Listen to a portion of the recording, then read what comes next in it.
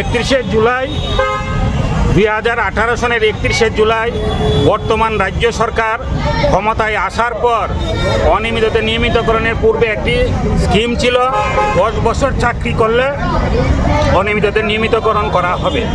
সেই 2018 সনের 31 জুলাই সেই আইনটি বর্তমান রাজ্য সরকার প্রত্যাহার করে অর্থাৎ বাতিল করে দেয়।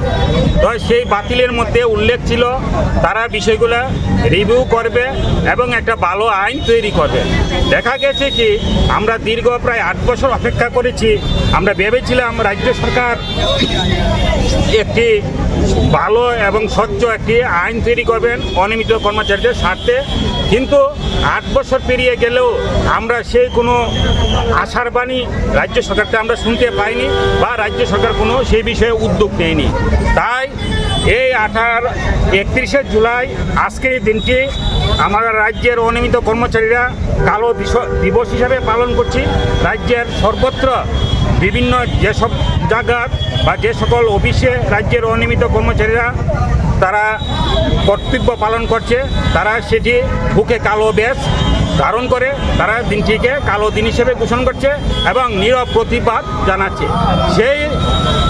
সেই নিয়ে আজকে আমরা এখানে সমবেত হয়েছি।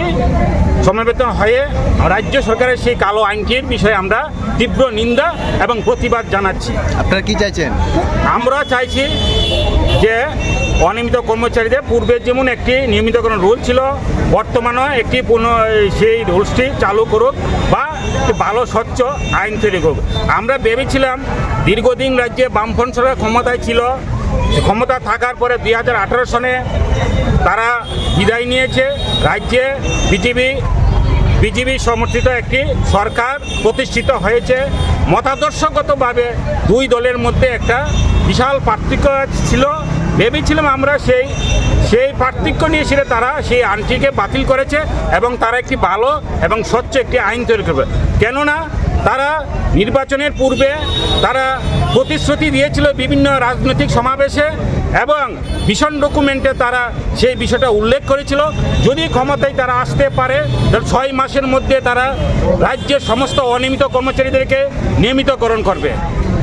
তাই আমরা ভেবেছিলাম তারা যখন বলছিল যে রিভিউ করবে, তাই আমরা ভেবেছিলাম বিষয়টি আরও স্বচ্ছভাবে সে আইনটা তারা প্রতিষ্ঠিত করবে।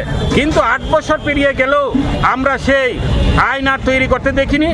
এর মধ্যে রাজ্যের বিভিন্ন দপ্তরে প্রায় কয়েক হাজার অনিয়মিত কর্মচারী বয়সের বারে তারা অবসরে চলে গেছে, কেউ বা চাকরিরত অবস্থায় মারা গেছে। যারা অবসরে চলে গেছে এবং যারা মারা গেছে তারা বা তাদের ফ্যামিলি কোনো পেনশন বা আর্থিক কোনো সহায়তা রাজ্য সরকার থেকে পায়নি।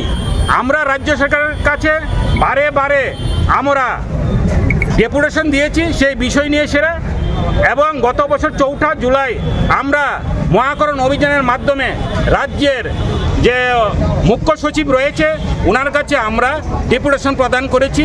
আমাদের যে দাবি দেওয়াগুলি ছিল এই দাবিগুলির প্রতি উনি সহমত পোষণ করছেন এবং বলেছিলেন দ্রুত সেই বিষয়ে পদক্ষেপ নেবেন এবং বিষয়গুলি সমাধান করার চেষ্টা করবেন। আজকে 1 বছর হয়ে গেল কিন্তু আমরা এই বিষয়ে কোনো আমরা সুরাহা পাইনি। তাই আমরা আরও ঐক্যবদ্ধ হয়ে আমাদের যে দাবি দেওয়া রয়েছে নিয়মিতকরণ এবং অন্যান্য যে বিষয়গুলি সেই বিষয়গুলি পূরণ করার জন্য আমরা অতি সত্বরে আরও তীব্র আন্দোলন আমরা জানাচ্ছি। এবং সম্প্রতি আমরা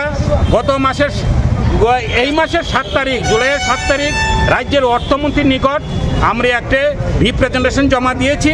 24 তারিখে আমাদের ডেট ছিল আমাদের সাথে যেন সাক্ষাৎ করে বা আমাদের ডেপুটেশন গ্রহণ করে, কিন্তু আমরা সে উত্তর পাইনি। পরবর্তী সময়ে আজকে 2-3 দিন আগে আরেকটি আমরা রিমাইন্ডার দিয়েছি। সেই রিমাইন্ডারের জন্য আমরা অপেক্ষা করছি।